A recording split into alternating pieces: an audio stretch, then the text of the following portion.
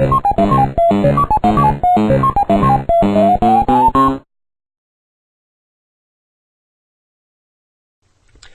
thank you for watching Gabbin About Games. I'm Miquel Sanchez, and today we're going to be talking about Dark Souls 3. Now, as you may have noticed, I have no Vibe UK 98 with me, and the quality is a little bit hazy.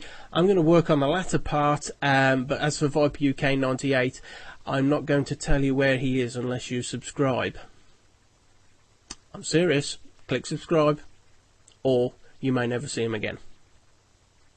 Now, getting to Dark Souls 3, I've completed the game, and I am very firmly the kind of person that likes to complete a game and then give an assessment of it. I'm not the kind of person that gives a review. I'll be honest, it winds me up chronic on Steam when you see people giving reviews on games when they've played it for less than an hour. I don't think you can come to any fair conclusion within an hour. But getting to the game, I would give it a solid 8.5 out of 10. Now, I'm not going to go into it too much. You either like Dark Souls or you do not like Dark Souls. If you have a look at my video history, particularly in Conversations with Viper, I love Dark Souls. It really is my kind of game. The one thing I would always suggest of Dark Souls that I think I like the most is the boss fights.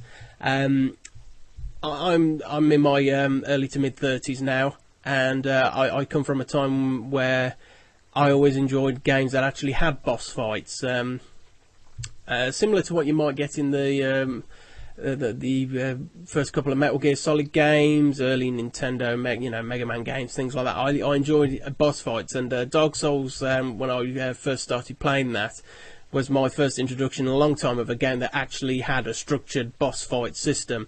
But anyway, positives about the game: it looks absolutely stunning. It plays beautifully. It's different enough from Dark Souls 2 to be something new, but it's similar enough to feel reasonably comfortable to an experienced player. So I would say that if you've never played Dark Souls at all, Dark Souls 3 is a perfectly fine place to start. The games do not in particular run chronologically. There are tiny bits of lore that you will notice if you've played the prior games. For example, there are areas in Dark Souls 3 that have heavy references to Dark Souls 1.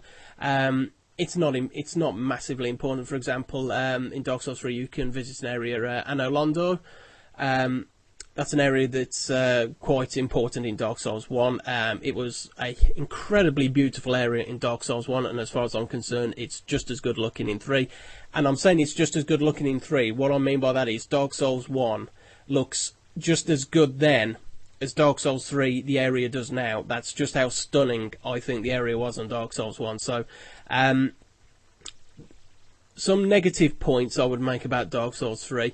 I didn't enjoy the boss fights nearly as much. Between Dark Souls 1 and 2, there's probably at least 10 to 13, 14 boss fights that I really enjoyed, really loved the actual fight itself and the boss design and how it played out. Dark Souls 3 probably only has 2 or 3 bosses I would consider memorable.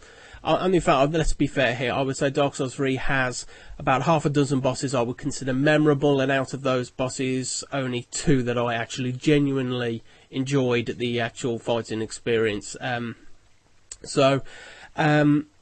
say Dark Souls 3, it's an excellent game, but without sounding a little bit cliched, it kind of lacks the soul of 1 and 2. I would put the game's rating in the order that they are in. I would say Dark Souls 1 is the best to me. It just has the most memorable boss fights, the most memorable locations, and for when it was released it looks absolutely stunning. Dark Souls 2, it built on everything that 1 had, smoothed out the cracks, and Dark Souls 3, once again, it's done exactly the same, but I kind of wonder if maybe it's a little bit too slick now for its own good, because it's so slick and smooth.